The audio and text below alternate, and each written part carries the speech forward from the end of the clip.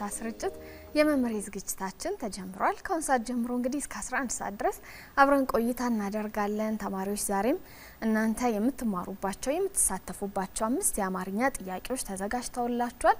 እናንተ በየቤታችሁ ሆናችሁ ጥያቄዎቹን እየሞከራችሁ መልሶቻችሁን ደግሞ 800 ላይ ዋኤን እያስቀደማችሁ አድርሱን እንቀበላችኋለን። ከዝግጅቱ ጋር ቤተልሔም ብርሃኑ ካስፈጻሚያችን መቅደስ ሙህዬ ጋር በጋራ በመሆን አብረናችሁ ቆይታ እናደርጋለን። ለዛሬ ተዘጋጁልን ጥያቄዎች ተማሪዎች ተከታትለን ተመልሰን እንገናኝ።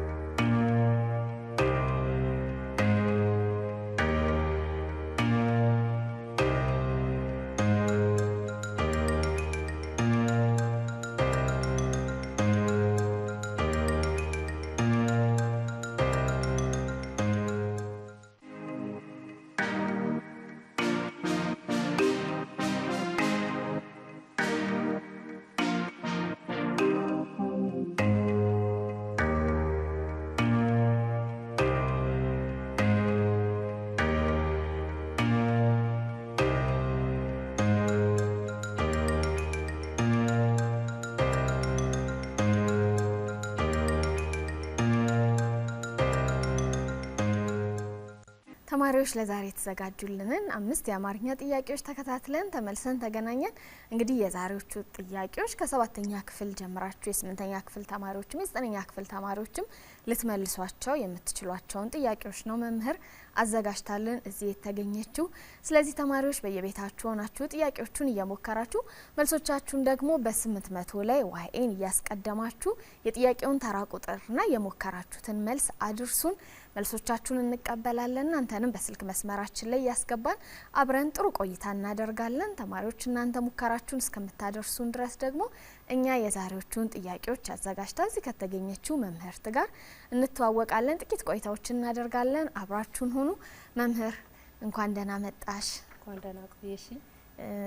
በቅድሚያ ጥሪያችንን ተቀብለሽ ተማሪዎችን አግዛለሁ ብለሽ በፍቃደኝነት እዚህ ስለተገኘሽ እጅግ አድርገን እናመሰግናለን። እኔም ስለተጋበዝኩ እጅግ በጣም ደስ ብሎኛል። አመሰግናለሁ። እስቲ እንደው ከትውውቅ እንጀምር፣ እንተዋወቅ። መምህርት በለጠች እባላለሁ። የላፍቶ ሁለተኛ ደረጃ ትምህርት ቤት የአማርኛ ቋንቋ መምህርት ነኝ። ያው ትውውቅ ሲባል ከልጅነት ይጀምራል አይደል? አዎ። እስቲ እንደው ልጅነትሽን ተማሪነትሽን ደግሞ ወደ ኋላ መለስ ብለሽ ምን አይነት ተማሪ ነበርሽ? ልጅነትሽ ምን ይመስላል? ልጅነትሽን ስታስቢ እንደው ደስ የሚልሽ ነገር፣ ተማሪነትሽ ውስጥ የማትረሺው ነገር ምንድነው? የተወለድኩት ጉራጌ ክልል ውስጥ ሙርና አክሊል የሚባል ወረዳ ላይ ነው። እድገቴ እዚሁ አዲስ አበባ ነው።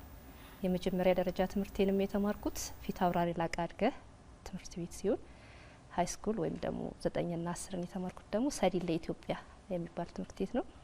11ና 12 ከፍተኛ 23 ወደ ብስራተ ገብርኤል አካባቢ እዛ አካባቢ ነው የተማርኩት። እዛ 12ን ተፈትኜ ወደ ጎንደር ዩኒቨርሲቲ ነው የሄድኩት። ቀጥታ ጎንደር ዩኒቨርሲቲ ገባው። ከዛ በኋላ ከጎንደር ዩኒቨርሲቲ ተመርቄ ከወጣውም በኋላ የመምህርነትን ኮርስ ለመውሰድ ደግሞ ወደ አዲስ አበባ ዩኒቨርሲቲ ገብቼ 1 አመት የመምህርነትን ኮርስ ወሰድኩ ማለት ነው። ከዛ በኋላ ነው ወደ መምህርነቱ ሙያ የገባሁት ማለት ነው። ደስ ይላል። እንግዲህ ጉራጌ አካባቢ ተወለድሽ፣ አዲስ አበባ አደግሽ፣ ከዛ ደግሞ ለትምህርት ወደ ጎንደር ሄድሽ። የተለያዩ የሀገራችንን ክፍሎች የማየት እድልም አግኝተሻል። ደስ ይላል በጣም። እንደው መምህር ከልጅነትሽም የነበረ ሀሳብ ነው ህልም ነው መምህርነት ወይስ እንደው በተለየ አጋጣሚ ነው የገባሹ? እንግዲህ ሁሉም ሰው ወደ ተለያየ ሙያ በተለያየ ምክንያቶች ይገባል። አንዳንድ ሰው ከልጅነቱ ጀምሮ ይሄን ሆናለሁ ይሄን አስባለሁ ይላል። አንዳንዴ ደግሞ በተለየ አጋጣሚ ወደ መምህርነት እንገባለን እና አንቺ በምን አይነት መልኩ ነው ወደ መምህርነት የገባሽው? ትንሽ ስላስተዳደጌ ስነግርሽ ያው ቤተሰቦቼ ክፍለ ሀገር ናቸው ብዬሻለሁ። እዚህ ቤት ዘመድ ጋር ነበር ያደኩትና እንደ ማንኛውም ልጅ በልጅነትሽ የምትመኙ ነገር አለ። ለምሳሌ እኔ ልጅ እያለሁ ዶክተር ነው መሆነው እያልኩ ነበር ምመኘው ማለት ነውና በኋላ ላይ የተሰጦሽን እያወቅሽ ትሄጃለሽና የቲያትር ፍቅር በጣም ነበረኝ።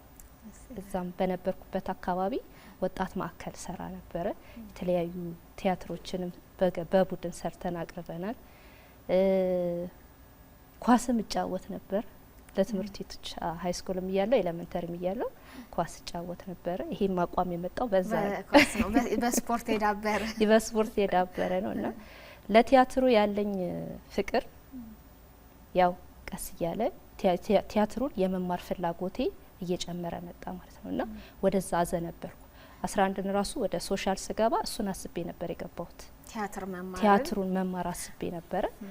ጎንደርም ሲደርሰኝ ገብቼ በአጋጣሚ በገባውበት አመት ላይ ቲያትር ዲፓርትመንት አልተጀመረም ነበርና ሰከንድ ሴሚስተር ይጀምራል። ስለዚህ ከሱ ጋር ተያያዥነት ባላቸው ፊልዶች ቆዩና ወደዛ ሽፍት ታደርጋላችሁ የሚል ነገር ተነገረን።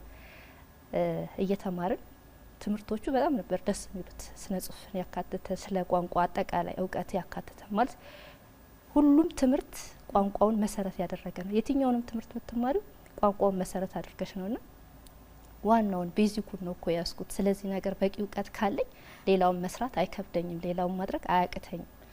ጥሩ ጸሐፊ ከሆንኩ፣ ጥሩ ተናጋሪ ከሆንኩ፣ ጥሩ አድማጭ ከሆንኩ፣ ጥሩ አንባቢ ከሆንኩ ቲያትር ከመስራት የሚያግደኝ ነገር፣ ጋዜጠኛ ከመሆን የሚያግደኝ ነገር፣ ሌላም ፊልድ ላይ የህዝብ ግንኙነት ባለሙያም ሌሎች ስራዎች ላይ ማልሳተፍበት ምክንያት ስለሌለ ጥሩ ፊልድ ላይ ነው ያለሁትና በዚሁ ልቀጥል ብዬ በዛው ቀጠልኩ፣ በዛው ተመረኩ ማለት ነው። በኋላ ላይ ስወጣ ያው አጋጣሚ የነበርኩበት ክፍለ ከተማ ለመምህርነት ይፈልግ ነበርና ሰዎችን አወዳደረንና አዲስ አበባ ዩኒቨርሲቲ ገባሁ። ከዛ የመምህርነቱን ኮርስ ወስጄ ቅድም እንደነገርኩሽ ራሱ ባወጣው ማስታወቂያ መሰረት ራሱ መድቦን ላፍቶ አንደኛ ደረጃ ነበር መጀመሪያ የገባሁት። ከዛ የኮቪድ ሰዓት የመምህር እጥረትም ስለነበረ ወደ ሁለተኛው ደረጃ ላፍቶ ሁለተኛ ደረጃ ገባሁ ማለት ነው። አሁንም እዛው እያገለገልኩ እገኛለሁ። በጣም ደስ ይላል። እንግዲህ የቲያትር ፍቅሩም ቢኖር አማርኛ ቋንቋ ትምህርት የበለጠ ከገባሽበት በኋላ በጣም ስለወደድሽው እዛው ላይ ቆየሽ። ወደ መምህርነቱም በዚያው አጋጣሚ መጣሽ። ከገባሽ በኋላስ መምህርነት እንዴት ነው? መምህር መሆንሽን ስታስቢ ምን ያስደስትሻል? እንኳንም መጣሁበት የምትይው ሙያ ሆነልሽ? ዋናው ደስ የሚልሽ ነገር ምን መሰለሽ? አንደኛ የሆነ የምትፈልጊውን ፊልድ ሲሆን የራሱ የሆነ ተጽዕኖ አለው። የቲያትር ፍቅር አለኝ ብዬሻለሁ እና በተለያየ ጊዜ ሚኒ ሚዲያውን እኔ ነኝ የምቆጣጠረው እና ልጆችን ፍላጎት ያላቸውን ልጆች በመለየት በዛ ሂደት ውስጥ እንዲሄዱ ልምትናቸው ተስጧቸውን እንዲያወጡ በሙዚቃም ይሁን በዳንስም ይሁን በግጥምም ልቦለድ በመጻፍም ሊሆን ይችላል፣ ወግም ሊሆን ይችላል፣ እንዲጽፉ የማበረታታት የማድረግ ስራ እንዲሁም ደግሞ በተለያየ ጊዜ በከተማም ደረጃ በክፍለ ከተማም በወረዳም እንደ ትምህርት ቤትም የተለያዩ ውድድሮች ይዘጋጃሉና እንደውም አሁን በቅርብ አምና ማለት ነው በቲያትር ዋንጫ ይዘን መጥተናል። እንደ ክፍለ ከተማም ተሸልመናል። በተለያየ ጊዜ ብቻ የተለያዩ ሽልማቶች ከልጆቼ ጋር ሆኜ አፍሻለሁ ብዙ ጊዜ ማለት ነውና ይሄ ያን ነገር ስታዩ በጣም ደስ ብልሽ ልጆቹ እንደ ፍላጎታቸው ተሰጧቸው ለማሳደግ የሚያደርጉት ጥረት ስትመለከቺ ደስ ይልሻል። አሁን ጨርሰው የወጡ ልጆች አሉ። አብዛኞቹ የተለያዩ ኪነ ጥበባዊ ስራ ላይ ናቸው ማለት እኔ የምቀርባቸው ልጆች ማለት ነውና ያንን ነገር ደግሞ ስመለከት በጣም ደስ ይለኛል። ሌላው የሆነ ከምንም በላይ ማለት ሙያውን ደግሞ ይበልጥ እንድትወጁ የሚያደርግሽ እውቀት ማስጨበጥ ስለሆነ የሆነ የማይታወቅን ነገር ማሳወቅ ስለሆነ ያ ነገር ከምንም በላይ ያስደስታል። ማለት ይሄን ያክል ጭንቅላትሽን የሚያስጨናንቅሽ ወይም ደግሞ የሆነ መጥፎ ነገር ነው ብለሽ የምታስቢው ነገር አይደለምና እሱ ነገር በጣም ደስ ይላል። ስለዚህ የቲያትር ፍቅርሽን በተማሪዎችሽ ላይ እያወጣሽ ነው። ተማሪዎችሽን በማገዝ አንዳንዴ አብረንም እንተውናለን። በነገራችን ላይ 9ኛ ክፍል ደግሞ ቲያትር አለ። አዎ ይማራል። ወደ የመጨረሻው ምዕራፍ ቲያትር ነውና ሁሌም እንደሰራን ነው አብረን። ስለዚህ የተግባር ልምምድ ምናምን የተግባር ስራዎችን ለተማሪዎች ትሰጫለሽ። በጽሁፍም ስክሪፕቶችን በመጻፍ በምን ታግዣቸዋለሽ? ያው እነሱ ይጽፋሉ፣ ጽሁፋቸውን እገመግምላቸዋለሁ። ጽሁፍ ላይ ብዙም ጎበዝ አይደለሁም፣ ግን ያሉትን ጽሁፎች ያው እንደ መምህር እንደ አንድ መምህር አርት ያረግላቸዋል እና ስራዎቻቸው የሌላ ሰው ያልሆነ የራሳቸው የሆነ ስራ ለተግባር እንዲመች አድርገው እንዲጽፉት መንገድ ከፍትላቸዋለሁ፣ አሳያቸዋለሁ። እዛ ጋም ደግሞ ለመተወን ተውኜ ለማሳየትም ሞክራለሁ። ደስ ይላል። ስለዚህ የምትፈልጊውንም ነገር በጎን ለጎን እየኖርሽው ነው። ደግሞ ተማሪዎችንም በጥሩ ሁኔታ እያስተማርሽ ነው። መምህርነትንም ከገባሽ በኋላ ወደሽዋል፣ ተመችቶሻል። ደስ ይላል። እንደው ምን አይነት መምህርስ ነሽ? አንዳንድ ጊዜ ትምህርቶችን ተማሪዎች እንዲወዱት የበለጠ የምናደርገው መምህራን የምናስተምርበት የትምህርት አሰጣጥ ዘዴም ነውና እንደው በክፍል ውስጥስ ምን አይነት መምህር ነሽ? ከተማሪዎችሽ ጋር ያለሽ ግንኙነትስ ምን ይመስላል? ክፍል ውስጥ ያለኝ ነገር ያው በመጀመሪያ ደረጃ ተማሪዎችን ሳላነቃቃ ወደ ትምህርት አልገባም። ማለት ደብሯቸዋል ብዬ ካሰብኩ በተለይ ልጨፍር ሁሉ ይችላል። ምክንያቱም ልጆቹ ካሉበት ስሜት ካሉበት ድብርት መውጣት አለባቸው ብዬ ስለማስብ፣ አለበዛ ማስተምረውን ነገር ሊረዱኝ አይችሉም ድካም ላይ ስለሆኑ ወይም ደግሞ ድብርት ላይ ስለሆኑ። ስለዚህ ተማሪዎችን አነቃቃቸዋለሁ። ቀጥሎ ምንድነው ማደርገው? ያው ያለፈውን ይዘት መከለስ ነው። እንደማንኛውም መምህር ያለፈውን ይዘት ከልሼ የዕለቱን ትምህርት አስተዋውቃቸውና በዛ ርዕሰ ጉዳይ ላይ ከማስተማሪ በፊት ምን አደርጋለሁ፣ ምን ያክል እውቀት አላቸው የሚለው ነገር ፈትሻለሁ። ከዛ በኋላ ነው ወደ ትምህርቱ ምንገባው ማለት ነው። ግን እንደ አንድ ግለሰብ ምን አይነት መንገድ እጠቀማለሁ መሰለሽ? ልጆችን ቀለል አድርጎ መያዝ ወይም ደግሞ ቀለል አድርገው ነገሮችን አይተው ባት ጭንቅልቅ ብለው እንዲማሩ አልፈልግም። በማስረዳ ሰዓት ምንም አይነት ድምጽ አልፈልግም። ግን ደግሞ ከዛ ውጪ ነጻነታቸውንም መንፈግ አልፈልግም። እንደፈለጉ ነጻ ሆነው መጠየቅ የሚፈልጉትን ነገር ጠይቀው የሚፈልጉትንም ነገር እዛው ፊት ለፊት እንዲያደርጉ እጋብዛለሁ እና ነጻ አይነት ሰው ነኝ ሳስተምር። በኑሮዬም ነጻ አይነት ሰው ነኝ። ስለዚህ ክፍል ውስጥም ማሳየው ምተገብረው ያን ነው ማለት ተማሪዎቼ ወደውኝ ትምህርቱን እንዲወዱት እፈልጋለሁና ነጻ አይነት አካሄድ ነው የሚሄደው። ደስ ይላል። አብዛኛው እዚህ አሁን ምን ጋብዛቸው መምህራንን ይሄን ሀሳብ ነው የሚሰጡትና ጥሩ ነው። ተማሪዎች እኛን በወደዱን ለኛ ሀሳባቸውን ለመግለጽ ነጻ በሆኑበት ልክ ለትምህርቱም መሳብ ፍቅርም ስለሚያድርባቸው መምህራንና ተማሪዎች የሚኖራቸው ግንኙነት የተማሪዎችን የትምህርት ፍላጎት ላይ በጣም አስተዋጽኦ ስላለው በጣም ጥሩ ነው። መምህር እናመሰግናለን። እንግዲህ ዛሬ ጥያቄዎችን አዘጋጅተሽልን መተሻል። ደግሞ ተማሪዎቻችን የዛሬዎቹን ጥያቄዎች እንዴት አዩአቸው እየሞከሩ ነው። መልሶቻቸውን በ800 ላይ ዋይኤን እያስቀደሙ እያደረሱን ነው። መልሶቻችሁን እየተቀበልን ነው። እስቲ አሁን ደግሞ የመጀመሪያውን ጥያቄ አስታውሰን እንመለስና መምህራችንም ማብራሪያ ትሰጣለች። እናንተንም በቀጥታ የስልክ መስመራችን ላይ ለማሳተፍ እንሞክራለን። ተማሪዎች ለዛሬ ከተዘጋጁልን ጥያቄዎች መካከል የመጀመሪያውን ጥያቄ አስታውሰን ተመልሰን እንገናኝ።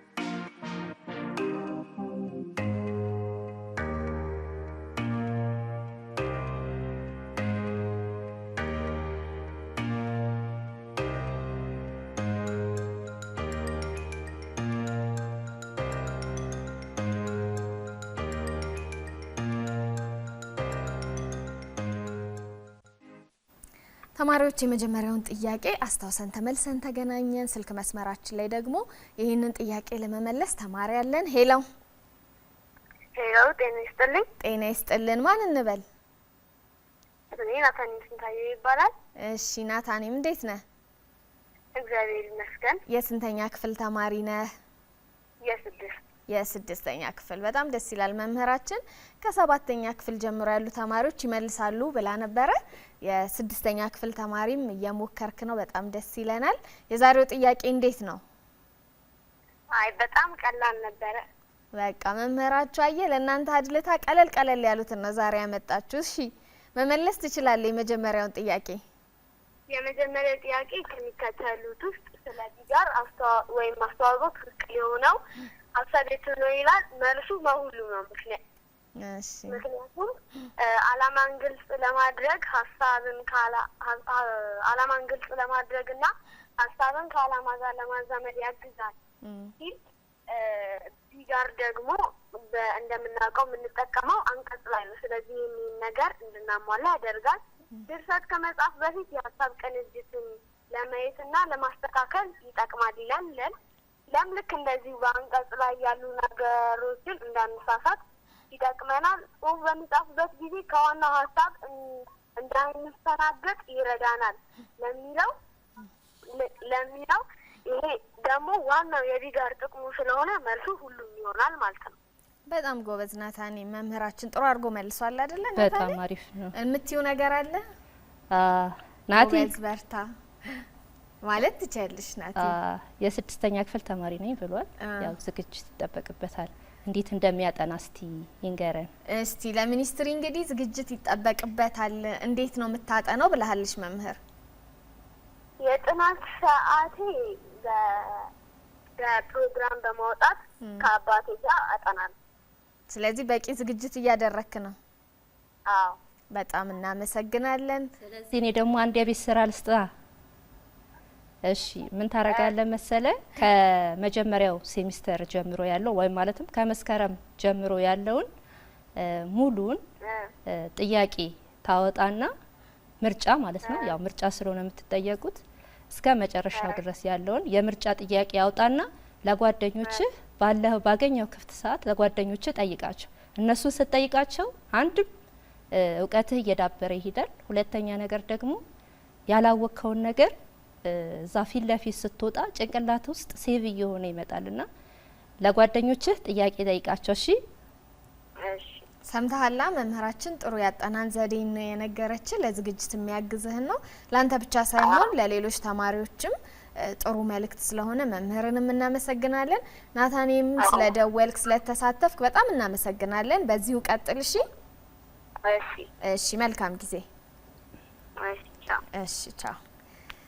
መምህራችን ተማሪያችን እንግዲህ በትክክል መልሶታል፣ ጥሩ አድርጎ አብራርቶልናል። ደግሞ ምናልባት ቤት ሆነው የሚሞክሩ ሌሎች ተማሪዎች የሰዓቱም ሊኖሩ ስለሚችሉ የበለጠ ግልጽ እንዲሆንላቸው ደግሞ ያንቺን ማብራሪያ እንቀጥል። እሺ ቢጋር የምንለው ነገር ምንድነው ስንል አንድ ድርሰት ከመጻፋችን በፊት ስለዛ ድርሰት አጠቃላይ ይዘት እቅድ ነድፈን የምናወጣበት ነው። ለምንድነው የምንነድፈው? ከአላማችን እንዳንወጣ ከመስመራችን እንዳንወጣ ለማድረግ ሲባል ቢጋር እንነድፋለን ማለት ነው። የያዝነው ርዕሰ ጉዳይ ተረድተን ስለዛ ርዕሰ ጉዳይ መረጃ ከሰበሰብን በኋላ ስንጽፍ አንደኛ ነገር ምንድነው ይዤ የተነሳሁት አላማ፣ እሱን አላማ እስከ መጨረሻው ድረስ ማስቀጠል ስላለብኝ ሀላይ የተገለጸው አላማን ግልጽ ለማድረግና የሀሳብን ከአላማ ጋር ለማቀናጀት ይረዳናል ማለት ነው። እንዲሁም ደግሞ ድርሰቱን ከመጻፋችን በፊት የሀሳብ ቅንጅት አለ የለም የሚለው ለምሳሌ የመጀመሪያው አንቀጽ ከሁለተኛው አንቀጽ ጋር በሀሳብ መገናኘት አለበት። አንደኛው አረፍተ ነገር ከሁለተኛው አረፍተ ነገር መዛመድ አለበት። ስለዚህ ውህደት መኖሩን አንድነት መኖሩን ለመፈተሽ ይረዳናል። እንዲሁም ደግሞ ከዋናው ሀሳብ እንዳያፈነግጥብን ይረዳናል። ለምሳሌ ስለ ፍቅር እየጻፍሽ ስለ ሀቀኝነት በመሀል ሊገባብሽ አይገባ ተሻላ በቃ መነሻ ያረግሽው ፍቅር ነው። ስለዚህ ያንን መሰረት ያደረገ ነገር ብቻ ነው በድርሰትሽ ውስጥ መጻፍ ያለብሽ ማለት ነው። ስለዚህ ሁሉም ነው የሚሆነው መልሱ ማለት ነው። ቆንጆ አርጎ አብራርቶታል። ተማሪያችን ጎበዝ ተማሪ ነው። ምርጥ ልጅ ነው ያስታውቃል አይደለ? በጣም ደስ ይላል። መምህር እናመሰግናለን። አንቺም ጥሩ አድርገሽ አብራርተሽልናል። ወደ ሁለተኛው ጥያቄ እንደው ከማለፋችን በፊት እንደው አማርኛን በማስተማር ውስጥ አንቺ የምታስተውዩ ተማሪዎች ጋር ያለ ክፍተት፣ አስቸጋሪ የምትዩ ነገር በማስተማር ውስጥ አማርኛ ቋንቋን ምንድን ነው? ማለት አስቸጋሪ የምለው እስካሁን ድረስ ከገጠመኝ ውስጥ እንደ ሁለተኛ ቋንቋ የሚጠቀሙ ልጆች አማርኛን እንደ ሁለተኛ ቋንቋ የሚማሩ ወይም ደግሞ ሌላ ቦታ ቆይተው ወደዚህ የሚመጡ ልጆች አሉና እዚህ የሚኖረው እዚህ አካባቢ ወይም አዲስ አበባ ላይ የሚኖረው ልጅ ያው በአፉንም በቋንቋው ስለፈታ ነገሮችን ለማስረዳት ቀላል ይሆንልሻል። ግን ከሌላ አካባቢ የመጡ ልጆች ደግሞ ትንሽ ቋንቋው ማለት አንድ ቃል ብዙ ትርጉም አለው በተለያየ ቦታ ስለሚገባ ማለት ነውና ያንን የመረዳት ችግር አለ። ከዛ ውጪ ያው አንዳንድ አላስፈላጊ ነገር በተማሪዎች ስትመለከቺ እሱ ያናደድሻል። ለምሳሌ ከስነ ምግባር አንጻር የምታያቸው ክፍተቶች አሉ። በተለይ አሁን እኔ ማስተምረው ሀይ ስኩል ስለሆነ ትንሽ እድሜያቸው ከፍ ያለ ስለሆነ የሚታዩ ክፍተቶች በጣም ክፍተቶች አሉ። ከሚታዩ ክፍተቶች ዋነኛው እንደውም በጣም ግዴለሽነት ይታይባቸዋል ልጆቹ ላይ እና ግዴለሽነታቸው ስትመለከች ደግሞ የሆነ ማለት ካሁኑ ተስፋ ከቆረጡ የሚለው ነገር በጣም ያሳስበሻል። ውስጤ ሁሌ ጥያቄ ይፈጥርብኛል። ማለት የነዛ ልጆች ይህን ስሜት እንዲያጠፉ ምንድነው መደረግ ያለበት የሚለው ነገር በጣም ያስጨንቀኛል። ከዛ ውጭ የመማር ፍላጎት መቀነስ። ለምሳሌ አንዳንድ ተማሪዎች ምን ያደርጋሉ መሰለሽ ላለመማር እያንዳንዱ መምህር በገባ ሰዓት ሽንት ቤት እያሉ ይሄዳል። በጣም ከባድ እሱ ራሱ የትምህርት ግብአት በአግባቡ ይዞ አለመገኘት በራሱ አንድ የስነ ምግባር ግድፈት ነው። እንደዚህ ነገሮች ስትመለከቺ ያናድሽ። በዛው ልክ ደግሞ በቃ እንኳንም አስተማርኩ የምትያቸው ጎበዝ የሆኑ ማለት የሚታገሉሽ ልጆች አሉ በቃ ለማወቅ ይሄ ጥያቄ እንደዚህ ነው ያልሽው እንደዚህ ነው ያስተማርሽው እንዲህ ለምን ሆነ ብለው ፊት ለፊት የሚጋፈጡሽ ለማወቅ የሚጥሩ ተጨማሪ እውቀት ለማግኘት ሲሉ የሚያነቡ እንደዚህ አይነት ነገር አንብቤ ነበር እንደዚህ አይነት ነገር አለ እያሉ ሀሳብ የሚያቀርቡልሽ ልጆችም አሉ። እሱን ሶስት መለከት ደግሞ ደስ ይልሻል ትበረታቻለሽ። እንደው ግን አሁን እንዳነሳሻቸው ለምሳሌ ተማሪዎች የትምህርት ፍላጎታቸው እንዲጨምር ከስነ ምግባርም ደግሞ ጥሩ ስነ ምግባር እንዲኖራቸው አንቺ ምን ታደርጊያለሽ? በምን መልኩ ታግዣቸዋለሽ? እንደው መሰራት አለበት እዚህ ላይ ይሄ ነገር ላይ በደንብ ቢሰራ የምትያቸው ነገሮች ምንድን ነው? በተለይ አሁን ብዙ መምህራን ሲመጡ ተማሪዎች የትምህርት ፍላጎት ተነሳሽነት በጣም የቀነሰ ነው ይላሉ። እንደተባለው ማለት ነው ሁሉንም ማጠቃለል ባይቻልም በጣም ጥረት የሚያደርጉ በጣም ፈጣን የሆኑ በቃ አዳዲስ እውቀቶችን ለማግኘት አዳዲስ ነገሮችን ለመፍጠር በጣም የሚተጉ ተማሪዎች በጣም በዚህ ዘመንም አሉ። ደግሞ እነዚህንም ዋናው ማስተማር ራሱ ደከም ያሉትን ተማሪዎች ከፍ ማድረግም ስለሆነ ምን ታረጊያለሽ? ምን ቢሰራስ የምትይው ሀሳቦች አሉ እንደው ለሌሎች መምህራን? በእርግጥ ቅድም እንደነገርኩሽ በተለይ ፍላጎት የሌላቸው ልጆች ፍላጎት የሚጠፋባቸው በርካታ ነገሮች አሉ። አንዳንዴ መምህሩንም ካልፈለጉት ያንን ትምህርት መማር አይፈልጉም ብዙ ጊዜና ቀድሜ የማደርገው ነገር ምንድነው ከኔ ጋር ያላቸው ቀረቤታ ጥሩ እንዲሆን ነው ማደርገው እና በእኔ ክፍለ ጊዜ እኔ ስገባ ደስ እንዲላቸው እንጂ በመምጣቴ እንዲከፉ አልፈልግም። ገብቶሻል? ያንን ሳደርግ በእኔ ክፍለ ጊዜ የሚወጣውን ነገር ይቀንሳል። ሲቀጥል ደግሞ ምን አይነት ፍላጎት ነው ያለው ይሄ ልጅ? ለምሳሌ የስዕል ፍላጎት ከሆነ ያለው እዚህ ጋር የግድ ጻፍ ብዬ መያዝ የለብኝ። በቃ እሱ ተሰጥኦ ምንድነው ስዕል ነው ማለት። ማዜም ከሆነ ደግሞ የሚችለው በዛ በኩል ልረዳው እንጂ ግዴታ እዚህ ጋር ለምን አልገጠምክልኝም ብዬ አልይዘው እና ምንድነው እንደኔ ማደርጋቸው ነገሮች ፍላጎታቸው መለየት ዝንባሌያቸው መለየት እና እንደ ፍላጎታቸው ማስኪድ በዛው ልክ ግን ያው ቢማሩ ይጠቅማቸዋል እንጂ አይጎዳቸውም። እያንዳንዱ ነገር ላይ ጥረት እንዲያደርጉ ፈልጋለሁ ማለት ፍላጎቱ የለኝም ችሎታ የለኝም ብለው እንዲዘናጉ አልፈልግም። ምንም የፈለገ ቢሆን ስለ ቋንቋው አስፈላጊ የተባሉ ኪሎችን ማዳበር መቻል አለበት። ቃላትን ማወቅ አለበት። ሰዋሰውን ማወቅ አለበት። ፈተና ላይ የሚጠየቀው እሱ ስለሆነ ማለት ነውና እነዚህ ላይ ትኩረት እንዲያደርግ እገፋፋለሁ። እንዳልኩሽ ዝንባሌውን የመለየት ስራ ሰራለሁ። ይሄ በጣም ብዙም ጫና ላለ ማድረግ ማለት ነው። በጣም ጥሩ ነው መምህር፣ እናመሰግናለን። የተማሪዎቻችንን የተለየ ተሰጥኦና ፍላጎት ዝንባሌያቸውን መለየቱ ራሱ እንዲያበረቱትም ለማገዝ በጣም ጥሩ ነው። የምታረጊው ነገር መልካም ነው። እናመሰግናለን። እስቲ ወደ ሁለተኛው ጥያቄያችን ደግሞ እንለፍ።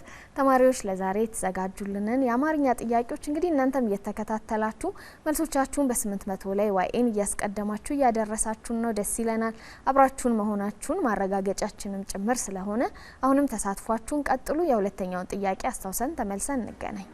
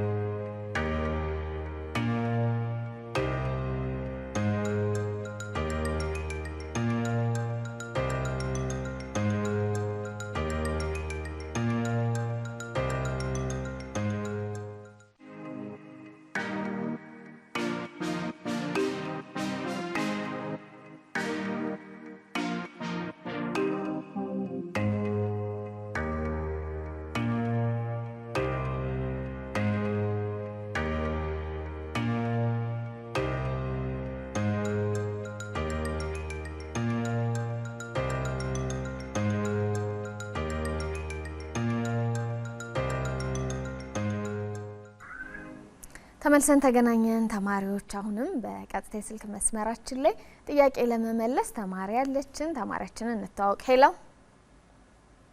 ሄሎ ሄሎ። አቤት፣ ማን እንበል? ዳግም ደረጀ። ዳግም። እሺ፣ የዛሬዎቹ ጥያቄዎች እንዴት ናቸው? የስንተኛ ክፍል ተማሪ ነህ? የ9ኛ ክፍል ተማሪ ነኝ። የጥያቄዎቹ በጣም አሪፍ ናቸው። የአማርኛ ጥያቄዎች እንድናዳብር እያደረገን ነው። በጣም ደስ ይላል። እሺ፣ ስለዚህ አሁን የሁለተኛው ጥያቄ ላይ ነው ያለ ነው። የሁለተኛውን ጥያቄ ለመመለስ ትችላለህ? እሺ፣ ጥያቄ የሚለው ከሚከተሉት ውስጥ ትክክለኛ የብዜት ስርዓት ያልተከተለ የሚለው ሀ ቃላት፣ ለመምህራኖች፣ ሐመሩሃ በሮች፣ ለተማሪዎች። አሁን ለምሳሌ መልሱን ለብያለሁ፣ ምክንያቱም ቃላት የሚለው አት የሚለውን ቅጥያ የጨመረ ነው። በሮች ኦት፣ ተማሪዎች ዎት። ነገር ግን እዚህ ጋር መምህራኖች የሚለውን ስናይ መምህራን ነው የሚባለው። መምህር ሲበዛ መምህር አን ነው የሚባለው፣ ግን እዚህ ጋር ያለው መምህራኖች ነው። ስለዚህ መልሱን ለብያለሁ። እሺ፣ ተማሪያችን ለብላለች። በትክክል ተመልሷል አይደል መምህር? እሺ፣ እናመሰግናለን። የአጠናን ዘዴሽ፣ ይቅርታ ሴት ነሽ አይደለ? አዎ። እሺ፣ ዳግም የሚለውን ስም በብዛት ለወንድም ስለምንጠቀም ለዛ ነው የተሳሳትኩት። አንቺንም ይቅርታ እላለሁ። ስለዚህ የአንቺ የአጠናን ዘዴ ምን ይመስላል? 9ኛ ክፍል ነሽ። አምና ሚኒስትሪን ተፈትነሽ አልፈሻል። ዘንድሮ ደግሞ ሚኒስትሪ የሚፈተኑ ተማሪዎች አሉና አንቺ በምን አይነት መልኩ አለፍሹ? ለተማሪዎችስ በምን አይነት መልኩ እንዳለፍሹ ሀሳብ ንገሪያቸውና ይሄን ብታረጉ የምትያቸውን ምክርም ማሳለፍ ትችያለሽ። አዎ፣ አምና 8ኛ ክፍል ሚኒስትሪ ነበረ። ያው ያጠናን ዘዴ ደግሞ ቤት ውስጥ ከትምህርት ቤት ታያሰን የመጣ ነው። ወዲያውኑ ቤት መተን ማንበብና ከዛ በኋላ በፕሮግራም የራሳችንን ፕሮግራም ኖሮን በየሳምንቱ የተለያዩ ቀናት ትምህርት መድበን የራሳችንን እንድናነብና ያኔ 8ኛ ክላስ እያለን በቃ ትምህርት ቤት ተምረን የመጣ ነው ወደ ቤት እናነብና እንከልሰዋለን። በጣም ደስ ይል ነበር። ፈተናውም አሪፍ ነበር። በጣም መንገድ ቀጥሉ ላለው ለ8ኛ ክላሶችም ለ6ኛ ክላሶች። እሺ ዳግም በጣም እናመሰግናለን ስለደወልሽ ስለተሳተፍሽ። ተሳትፎሽ በዚህ ቀጥል። ጥሩ ሀሳብ ነው ለተማሪዎች ያጋራሹ። እናመሰግናለን። እኔም አመሰግናለሁ። እሺ መምህር እንግዲህ ተማሪ ዳግም ጥያቄውን በትክክል መልሳለች። ደግሞ ያጠናን ዘዴዋንም ለተማሪዎች አካፍላለች። ብዙ የትምህርት አይነቶችን ስለሚፈተኑ እንግዲህ ሁሉንም ጊዜ ከፋፍለው በፕሮግራም እያንዳንዱን በየእለቱ የተማሩትን ቢከልሱ ጥሩ ነው ብላለች። ተማሪዎች እንግዲህ መልእክቱ ደርሷችኋል። ያጠናን ዘዴያችሁን የራሳችሁ እንዳለ ሆኖ ደግሞ የሌሎችንም ያጠናን ዘዴዎች እያያችሁ መሞከር የበለጠ ያግዛችኋል። እሺ መምህር ወደ ሁለተኛው ጥያቄያችን እንለፈሽ። ጥሩ አርጋ አብራርተዋለች። መልሱ ጋር ከመግባቴ በፊት ቃላት የምንላቸው ያው በስርዓት የተሰደሩ ድምጾች ስብስብ ነው። ትርጉም አዘል የሆኑ በስርዓት የተሰደሩ ድምጾች ናቸው። እነዚህ ድምጾች በቁማቸው የተለያየ ትርጉም ሊሰጡ ይችላሉ። ምሳሌ ሳለ የሚለው ጋር ሳናጠብቀውም ሳናላላ የተለያየ አይነት ትርጉም ይሰጣል። ሳለ ስንል ለምሳሌ ስዕል ሳለ፣ ቢላ ሳለ ወይም አሳለው የሚለው ፍቺ በቁሙ የምናገኛቸው ናቸው። ቃላት ሲጠብቁና ሲላሉም ደግሞ እንደዚሁ የተለያየ ፍቺ ይሰጣሉ። ለምሳሌ አሁን አለ ስቲ አለ ተናገረ፣ አለ መኖሩን ተገልጫለሽ ማለት ነው። እንዲሁም ደግሞ የቃላት አውዳዊ ፍቺ ወይም አገባባዊ ፍቺ የምንለዋል። ተመሳሳይ ፍቺ፣ ተቃራኒ ፍቺ። አሁን ተመሳሳይ ፍቺና አውዳዊ ፍቺ የሚምታታባቸው ልጆች አሉ። በተለይ እታች አካባቢ ተመሳሳይ ፍቺና አውዳዊ ፍቺ አንድ የሚያደርጉት ነገር አለ። ግን ሁለቱ በጣም የተለያዩ ነገሮች ናቸው። አውዳዊ ፍቺ የምንለው ምንድነው? ቃላት በገቡበት ቦታ ላይ የሚሰጡ ትርጉም። ለምሳሌ አንድ ቃል ብንወስድ ጣለ የሚለውን ቃል ብንወስድ በተለያየ አረፍተ ነገር ውስጥ ስናስገባው የተለያየ አይነት ፍቺ ነው የሚሰጠው። ለምሳሌ ቆሻሻ ጣለ፣ ለምቦጩን ጣለ፣ አይኑን ጣለ፣ ጠጅ ጣለ፣ እቁብ ጣለ፣ ስልኩን ጣለ። እስቲ አሁን የተለያየ ፍቺ ነው ያለው እዚህ ጋር አንድ አይነት ትርጉም የለውም። ተመሳሳይ ግን ስንል ለምሳሌ ምሳ በላ ካልሽ ተመገበ የሚለውን ፍቺ ምን አነሳ። እቁብ በላ ካልሽ ግን ተመገበ የሚለውን አይደለም ይዘልሽ ሌላ ፍቺ ነው ያለው። ስለዚህ አውዳዊ ፍቺ የምንለው በገቡበት ቦታ ላይ የሚኖራቸው ፍቺ። ሌላው ፍካሬና ቃላት ነጠላ ስሞችና ወደ ብዙ ቁጥር የምንቀይርባቸው ሂደቶች አሉ። በአማርኛውና በግዕዙ የአበዛዝ ስርዓት እንቀይራቸዋለን። እነዚህም ላይ የቀረቡት ጥያቄዎች የመጀመሪያው ቃላት ነው የሚለው በግዕዙ የአበዛዝ ስርዓት አት የሚለውን ቃል ነው ዋናው። አት የሚለውን የግዕዙ አበዛዝ ነው የወሰደው። በሮች የሚለው ደግሞ ኦች የሚል የአማርኛውን አብዢ ምዕላድ ነው የወሰደው። ተማሪዎች የሚለውን ቦች የሚለውን የአማርኛውን አብዢ ምዕላድ ነው የወሰደው። መምህራኖች ወደሚለው ስንመጣ ምንድነው ክፍተቱ? ሁለት አብዢ ምዕላድ አንድ ላይ መጠቀሙ የግዕዙንም የአማርኛውን። በቋንቋው ሕግ በቋንቋው ስርዓት ሁለት አብዢ ምዕላድ አንድ ላይ መጠቀም አይቻልም። ስለዚህ በቸልተኝነት ወይም ደግሞ ባለማወቅ አብዛኞቹ ትምህርቶች ላይ ሁለት አብዢ ምዕላድ የተጠቀሙ ቃላትን ልናገኝ እንችላለን። ግን እኛ እንደ አማርኛ ቋንቋ ተማሪ እነዛን ስህተቶች ለይተን ማወቅ ለይተን ማውጣት አለብን። ሁለት አብዢ ምዕላድ በቋንቋ ውስጥ መጠቀም ስለማይቻል ማለት ነው። እናመሰግናለን መምህር። እንግዲህ ጥሩ አድርገሽ አብራርተሽልናል። እንዳየሹ ነው ተማሪዎቻችንም እየደወሉ እየተሳተፉ ነው። እንዴት አየሹ የተማሪዎችን ተሳትፎ? የተማሪዎች ተሳትፎን እንዴት አየሹ? ቆንጆ ነው፣ በጣም ቆንጆ ነው። ጥሩ ነው አይደል? በጣም ቆንጆ ነው የሚሳተው። ሲያብራሩ በጣም ደስ የሚሉት አንደበታቸው ይጣፍጣል። በዚሁ ይቀጥሉ። ቸልተኝነትን ካስወገዱ የያዙትን ነገር አጠንክረው ከያዙ ወደፊት ጥሩ ደረጃ ይደርሳሉ ብዬ ተስፋ አደርጋለሁ። እውነት ነው። ተማሪዎች ብዙ አቅም ያላቸው ተማሪዎች ስለሆኑ እውቀትን የመሰብሰቢያ ጊዜያቸው ስለሆነ በደንብ በፍላጎት በተነሳሽነት ትምህርታቸው ላይ ትኩረት ማድረግ አለባቸው። ተማሪዎች እናመሰግናለን። እየተሳተፋችሁ ነው፣ ሙከራችሁን እያደረሳችሁ ነው። እስቲ የሶስተኛውን ጥያቄ ደግሞ አስታውሰን ተመልሰን እንገናኝ።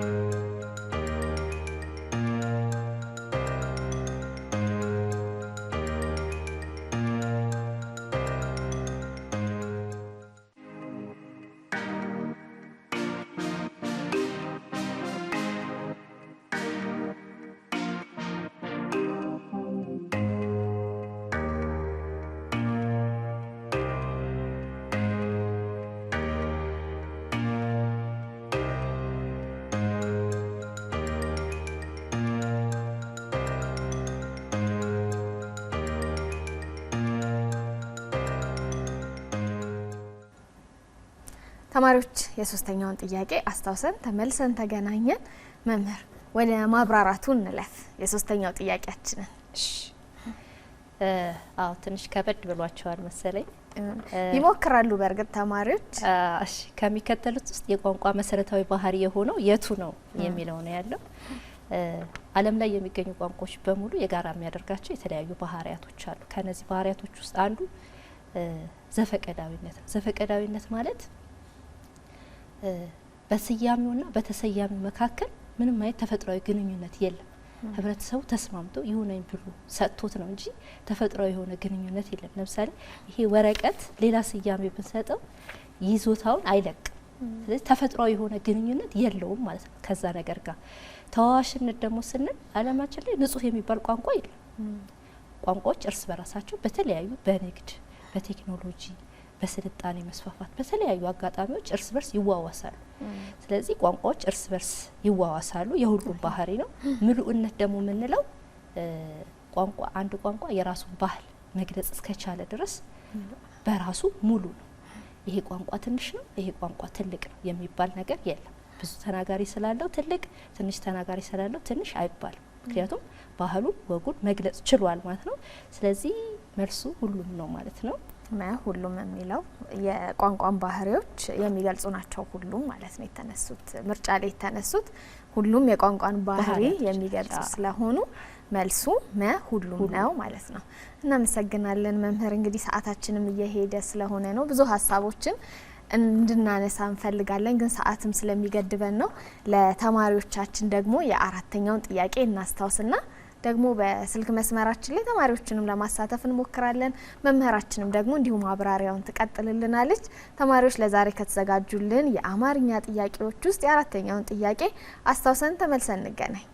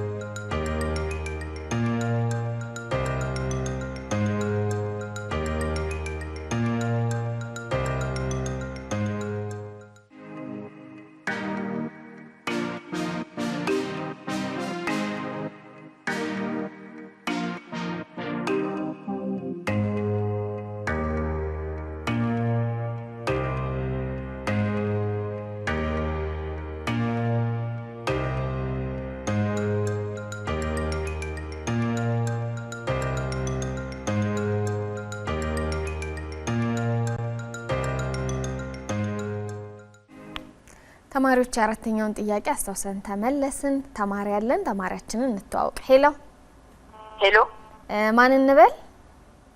ስሜ ኃይለ ሚካኤል ጎሸም ይባላል ከአዲስ አበባ። እሺ ኃይለ ሚካኤል እንዴት ነክ? እግዚአብሔር ይመስገን። የዛሬዎቹ ጥያቄዎች እንዴት ናቸው? አንተ የስንተኛ ክፍል ተማሪ ነህ? ጥያቄዎቹ ጥሩ ናቸው። የስምንተኛ ክፍል ተማሪ ነኝ። ስለዚህ በደንብ ልትመልስልን ትችላለህ ማለት ነው? አዎ። እሺ የአራተኛው ጥያቄ ላይ ነው ያለ ነው። አዎ ነው። እሺ መቀጠል ትችላለህ። እሺ ጥያቄው ሊሆንና እሺ ጥያቄው እየታየ ነው አሁን ይታይካል? አዎ። እሺ ቀጥል። እሺ አራተኛው ጥያቄ የሚለን ከሚከተሉት ውስጥ የክርክር ቅድመ ዝግጅት የሆነው የቱ ነው ነው የሚለን። በመጀመሪያ ክርክር የምንለው በሁለት ቡድኖች ወይም በሁለት ሰዎች መካከል የሚደረግ ስርዓት ያለው ሙግት ነው። አንድ ሀሳብ ይነሳል። በዛ ጉዳይ ላይ ደግሞ የሚከራከሩ ሁለት ተቃራኒ ቡድኖች ይኖራሉ። እንግዲህ እዚህ ጋር የሚጠይቀን የክርክር ቅድመ ዝግጅት ነው። ወይም ደግሞ ክርክር ከማድረጋችን በፊት ማድረግ ያለብንን ወይም መዘጋጀት ያለብንን ነገር ነው የሚጠይቀን። ካን ስንመለከት ርዕስን ለአድማጭ ማስተዋወቅ ነው። ይሄ ደግሞ የምንናገረው ወይም ስለምናወራው ነገር ርዕስን ነው የምናቀርብበት። ማለት ደግሞ ዝግጅት ነው የምንለው ወይም ደግሞ ክርክሩን ስናቀርብ የሚደረግ ነው። ስለዚህ ሀ አይሆንም ማለት ነው።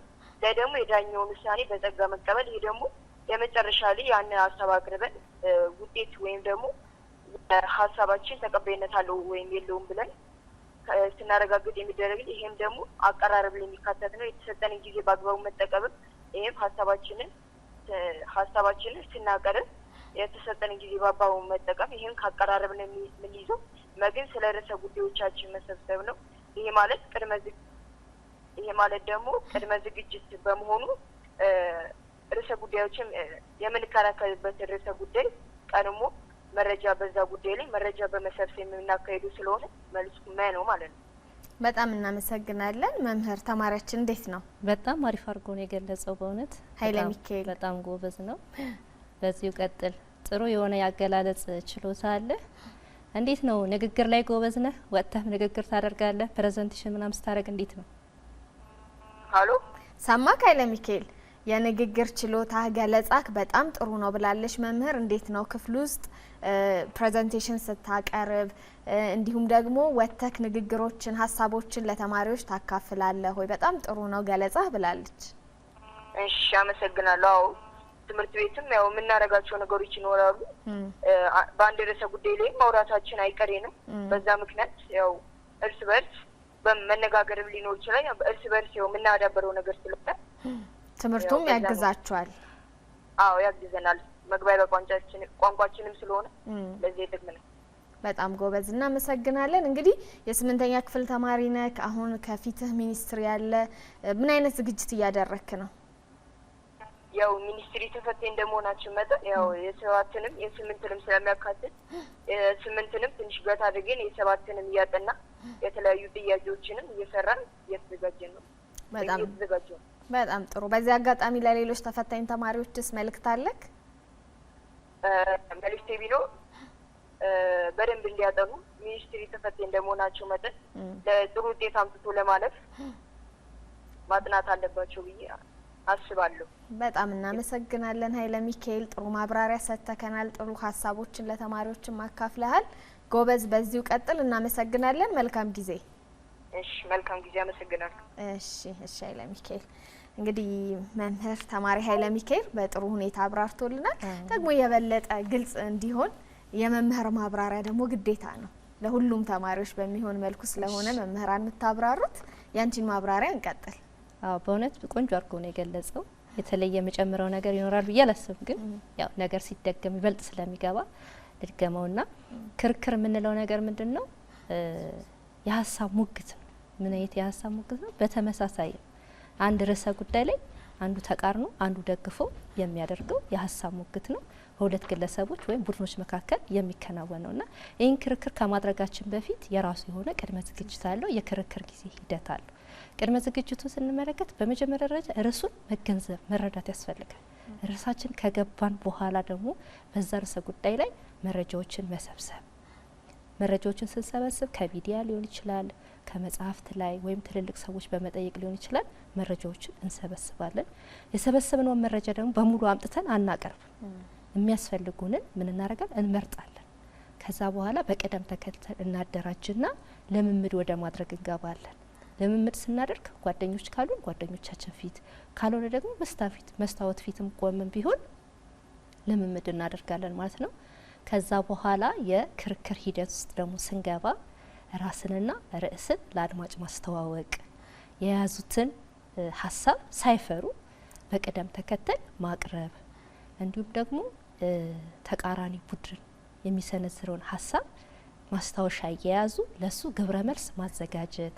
የተቃራኒ ቡድን ሀሳብ ተሳስተንም ቢሆን በፍጹም መደገፍ የለብን፣ መቃወም ስለሆነ ስራችን ማለት ነውና አለመደገፍ፣ አላስፈላጊ የአካል እንቅስቃሴ አለማድረግ። ምክንያቱም ንግግራችንን ሳይሆን ሰው የምናደርገውን ነገር ስለሆነ የሚመለከተው አላስፈላጊ የአካል እንቅስቃሴ አለማድረግ፣ አለባበሳችንን ማስተካከል፣ ኮንፊደንስ የማይሰጠን አለባበስ ለብሰን መገኘት ስለሌለብን፣ ምክንያቱም ሀሳባችንን ለመሰንዘር አንዱ እንቅፋት ይሆንብናል ማለት ነው። ሌላው የተሰጠንን ሰዓት በአግባቡ መጠቀም፣ ዳኞች የሚሰጡንን ውጤት በጸጋ መቀበል። እነዚህ የክርክር ቅድመ ዝግጅትና የክርክር ሂደት መመሪያዎች ናቸው ማለት ነው። ስለዚህ ወደ ጥያቄያችን ስንመለስ ርዕስን ለአድማጭ ማስተዋወቅ የክርክር ጊዜ የሚደረግ ነው። የዳኛን ውሳኔ በጸጋ መቀበል ይህም የክርክር ወቅት ነው ማለት ነው። የተሰጠንን ጊዜ በአግባቡ መጠቀም ይህም የክርክር ጊዜ ወይም በክርክር ወቅት የምንተገብረው ነው። ስለ ርዕሰ ጉዳያችን መረጃ መሰብሰብ የሚለው ትክክለኛ መልስ ነው የሚሆነው። ምክንያቱም ስለ ርዕሰ ጉዳያችን አስቀድመን መረጃ ሰብስበን ወደ ክርክር ሂደቱ የምንገባው ማለት ነው። ስለዚህ በትክክል መልሶታል፣ ጥሩ አድርጎም ገልጾታል። ይህን ይመስላል። እናመሰግናለን። ጥሩ አድርገሽ ነው መምህር የሚያብራራሽልን። ቅድምም አንስተሻል ተማሪዎች በክፍል ውስጥ ቲያትርም በተግባር የሚለማመዷቸው አንድ የትምህርቱ አካል ናቸውና እንዲሁ ክርክርም ተማሪዎች በቡድን ሆነው ክፍል ውስጥ እንደዚህ አይነት የተግባር ልምምዶች ሳሉ ይሄንን ሲማሩ አሉ።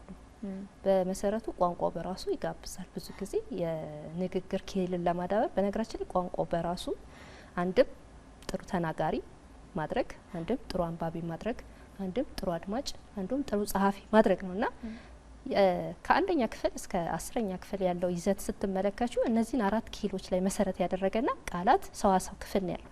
ሌላ አዲስ ነገር የለውም። እና ክፍል ውስጥ ሞቲቬት ሆኖ የሚናገሩባቸው የተለያዩ ርዕሰ ጉዳዮች ላይ የሚያወሩባቸው የተለያዩ አጋጣሚዎች አሉ። የማነቃቂያ ንግግር አለ፣ የቅስቀሳ ንግግር አለ፣ ክርክር አለ፣ ስለ ራስ ማውራት አለ፣ የህይወት ታሪክን መናገር አለ። በእነዚህ ሂደቶች ውስጥ ተማሪዎች የንግግር ክህሎታቸውን እያዳበሩ ይሄዳሉ። ጥሩ ደግሞ ተናጋሪ የምላቸው በጣም ብዙ ልጆች አሉ። በተለይ አሁን ጨርሰው የወጡ ልጆች ወደፊት ትልቅ ቦታ ላይ ያገኛቸዋለሁ ብዬ የምጠብቃቸው ማለት ሲናገሩ ንግግራቸው በጣም ደስ የሚል እኔን ራሱ አፍ አስከፍተው የማዳምጣቸው ልጆች አሉና በልምድ የሚመጣ ነገር ነው። በአንዴ የምናመጣው ነገር አይደለም። በተደጋጋሚ ልምምድ ስናደርግ መድረክ ላይ ወጥተን ስንመራ አንድም ፍርሃታችን ይወገዳል፣ ሲቀጥል የንግግር ክህሎታችንም ይዳብራል። በቂ መረጃ ይዞ መድረክ ላይ መውጣት ደግሞ ለምሳሌ ፕሬዘንቴሽንም ይሁን የሆነች የተሰጠችን የቡድን ስራም ትሁን አቅርቡ በሚባልበት ሰዓት በቂ ዝግጅት ካደረጉ አይፈሩ።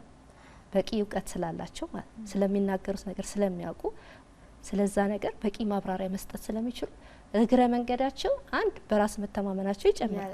ሁለተኛ ነገር ደግሞ የያዙትን ርዕሰ ጉዳይ ቆንጆ አድርገው ለሌሎች ሀሳባቸውን ማካፈል ይችላሉ ማለት ነውና ክፍል ውስጥ በጣም ብዙ ጎበዝ የሆኑ እንደ እንትኑ ስለሚለያዩ አንዳንዱ ቆንጆ ጎበዝ ተናጋሪ፣ አንዳንዱ መናገር ላይ ደካማ ይሆንብሽና ጽሁፍ ላይ ጎበዝ ይሆናል። እንደዚህ ተማሪዎች እንዳልሹ ነው። ቅድም ሁሉም ተማሪ የራሱ ችሎታና አቅም ስላለው እሱን የመለየት ነውና የበለጠ ግን እንደዚህ አይነት የተግባር ተኮር ትምህርቶች ተግባር ተኮር ልምምዶች ሲኖሩ ደግሞ ተማሪዎች የበለጠ ራሳቸውን እንዲያዳብሩ እንዲገልጹ ያግዛቸዋልና በጣም ጥሩ ነው። መምህር አንስተሻል እንግዲህ ከንባብ ጋርም አሁን የአማርኛ ቋንቋ ትምህርት ልጆችን ጥሩ ተናጋሪ፣ ጥሩ ጸሐፊ፣ ጥሩ አንባቢ ማድረግ ነውና በተለይ አሁን ደግሞ ጊዜው የቴክኖሎጂ ሆኖ ልጆች ከንባብ ይልቅ ስልክን ይሄ ሶሻል ሚዲያ ላይ ምናምን የበለጠ ትኩረት እያደረጉ ነው። ልጆች ብቻ ሳይሆን አብዛኛው እንግዲህ ወላጆች ላይም የሚስተዋል ችግር ስለሆነ ወደ ልጆችም እንትን ይጋባልና አርአያ መሆን አለብን ወላጆች ለልጆች ጠቃሚ ነገርን ራሳቸውም ሲያደርጉ ራሳቸው ልጆች ደግሞ ከሚነገራቸው በላይ የሚያዩት ነገር ስለሚገዛቸው ወላጆች አንባቢ በመሆን መጽሐፍትን ለልጆች በስጦታን በምንም በማበርከት ልጆችን ወደ ንባብ መገፋፋት አለባቸው። አንቺ እንደው እንደ መምህር የተማሪዎችን አሁን ላይ ያለውን የንባብ ነገር እንዴት ታስተውየዋለሽ? ደግሞ ይሄን ነገር እንዲያዳብሩስ ምን አይነት አሳይመንቶችን ይሄ በመስጠት ሊሆን ይችላል፣ ይሄን አንብባችሁ በማለት ሊሆን ይችላል፣ ክፍል ውስጥም እንግዲህ ታሪኮችን በማንበብ ሊሆን ይችላል። ምን አይነት ነገሮችን ታደርጊያለሽ? በእርግጥ አሁን ቋንቋው በራሱ ያው የሚገፋፋ ነገር ስላለው ለምሳሌ ልብ ወለድ ጀምሬ ተዋለሁ ራሳቸው እንዲጨርሱ። ግጥም ቆንጆ አድርጌ ሳነብላቸው በደንብ ተመስጠው ግጥም የማንበብ ፍላጎታቸው እንዲጨምር። አንዳንዴ በአንዴ ትልቅ መጽሐፍ አንብብ ማለት አትቺ፣ ከትንንሽ ነገሮች እንዲነሱ እንዲጀምሩ እንዲያነቡ ማድረግ ትችያለሽ ማለት ነው።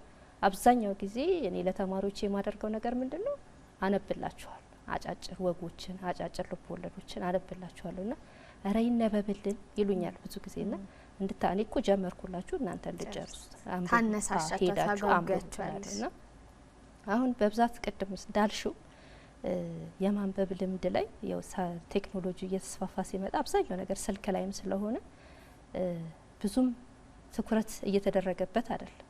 መጽሐፍ ላይ ያለው ነገር እየተውት ትኩረታቸው ስልክ ላይ ያደረጉት ነውና ስልክ ላይም ሆኖ ቢነበብ ጥሩ ነበር። ችግሩ አሁን ማህበራዊ ሚዲያ ላይ በብዛት ትኩረት የሚያደርጉት ምንድነው የሚያስቅ ቀልድ የሆነ ነገር ላይ ወይም ደግሞ ፌዝ ላይ ነው እንጂ እውቀት የሚያዳብሩ ነገሮች ላይ ብዙም ትኩረት አያደርጉም። እና አንደኛ ስልኩም ላይ ማፍጠጥ በራሱ የጤና ችግር አለው። መጽሐፍ ላይ ከሆነ ግን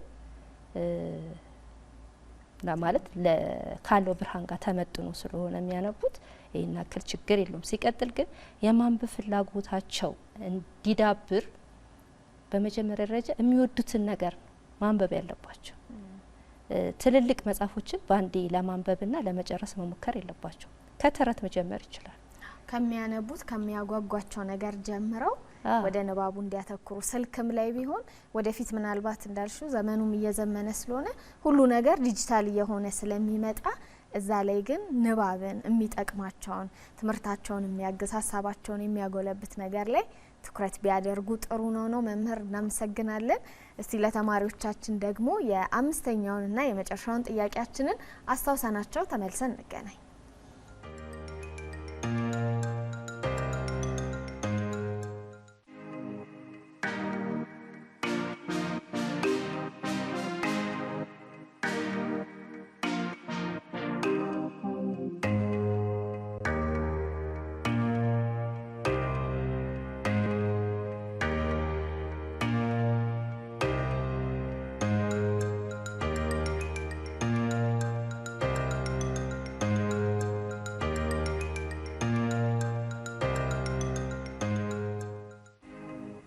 የመጨረሻውን ጥያቄ አስታውሰን ተመልሰን ተገናኘን። ተማሪዎች መምህር ማብራሪያን መቀጠል እንችላለን። እሺ የመጨረሻው ጥያቄ ከሚከተሉት ውስጥ ቤት የሚለው ቃል ፍካሬ ፍቺ የሆነው የቱ ነው የሚለው።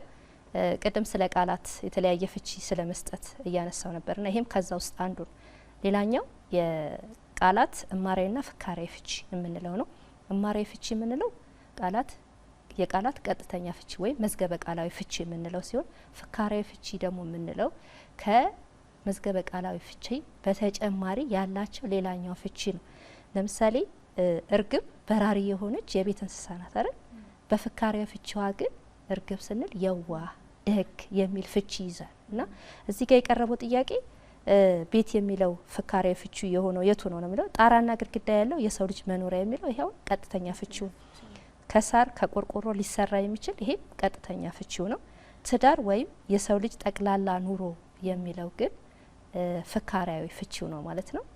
ያው መልሱ ሀመሩሃ ነው ማለት ነው። በጣም እናመሰግናለን መምህር። እንግዲህ 5 የአማርኛ ጥያቄዎችን አዘጋጅተሽ መተሽ ለተማሪዎቻችን ጥሩ በሆነ መልኩ እያብራራሽ ተማሪዎችን በቤታቸው ሆኖ እየሞከሩ ጥሩ ጊዜ ያሳለፍን። በጣም እናመሰግናለን መተሽ ተማሪዎቻችንን ስላገሽ። እንደው በመጨረሻ ቆይታችን እንዴት አየሽው? አጠር ያለ ለተማሪዎች ይሄንን ሳልል መሄድ አልፈልግም የምትዩ ሀሳብ ካለ እድሎ ልስጥሽና እንሰነባበት። በጣም አሪፍ ነው ፕሮግራማችሁ፣ ይቀጥል። ማለት እንደዚህ አይነት ፕሮግራሞች ልጆችን የማነቃቃት የማበረታታት እንትን ስላለው ቆይታችንን በጣም አሪፍ ነበረ። በመጨረሻ ልላቸው የምፈልገው ነገር ምንድነው? በየትኛውም የትምህርት ዘርፍ በየትኛውም ክፍል ላይ ቢሆኑ አስቀድሞ መዘጋጀት ያስፈልጋል ለሁሉም ነገር። በተለይ አሁን ቅድም ለመጀመሪያ ደዋያችን እንደነገርኩት 6ኛ 8ኛ ክፍል ተማሪዎችና 12ኛ ክፍል ተማሪዎች ጥያቄዎችን ራሳቸው ቢያወጡ ቢዘጋጁ፣ ከጓደኞቻቸው ጋር ተቀያይረው ቢጠያየቁ፣ እርስ በርስ ክፍል ውስጥ ወጥተው ቢጠያየቁ ይበልጥ እውቀታቸው እየሰፋ የረሱትን ነገር እያስታወሱት ይሄዳሉና ጥናትን ከወዲሁ መጀመር፣ በጥያቄ መልክ መስራት ደግሞ ይበልጥ ውጤታማ ስለሆነ ጥያቄ መስራት ልምድ ቢያደርጉት እላለሁ። አመሰግናለሁ። በጣም እናመሰግናለን። ቀደም ብለሽም ይሄን ሀሳብ ለተማሪያችን አስተላልፈሻል፣ ተማሪዎች ጋም ደርሷል። ጥሩ ዘዴ ነው። እናመሰግናለን መምህር። እንግዲህ እኛም ደግሞ ዛሬ ተማሪዎችን ለማገዝ በፍቃደኝነት እዚህ ስለተገኘሽ በኢቲቪ የልጆች ዓለም ስምና በተማሪዎቻችን ስም ይችን የምስጋና የምስክር ወረቀት እናበረክታለን። እሺ እናመሰግናለን መምህር። ተማሪዎች እንግዲህ ለዛሬ የነበረን የመምህር ቆይታ እስካሁን የተከታተላችሁትን ይመስል ነበር። 5 የአማርኛ ጥያቄዎች ተዘጋጁላችሁ ዛሬ እናንተም እየሞከራችሁ መምህራችንም ጥሩ ማብራሪያን እየሰጠች አብረን ቆይታ አደረግን። ከዝግጅቱ ጋር ቤተልሔም ብርሃኑ ካስፈጻሚያችን መቅደስ ሙዬ እንዲሁም ከመላ የቀጥታ ስርጭት የስቱዲዮ ባለሙያዎች ጋር አብረናችሁ እስካሁን ቆየን። ተማሪዎች ሳምንት ደግሞ በሌላ መምህር በሌላ የትምህርት አይነት እንገናኛለን። እስከዛው ሰላም ሁኑ።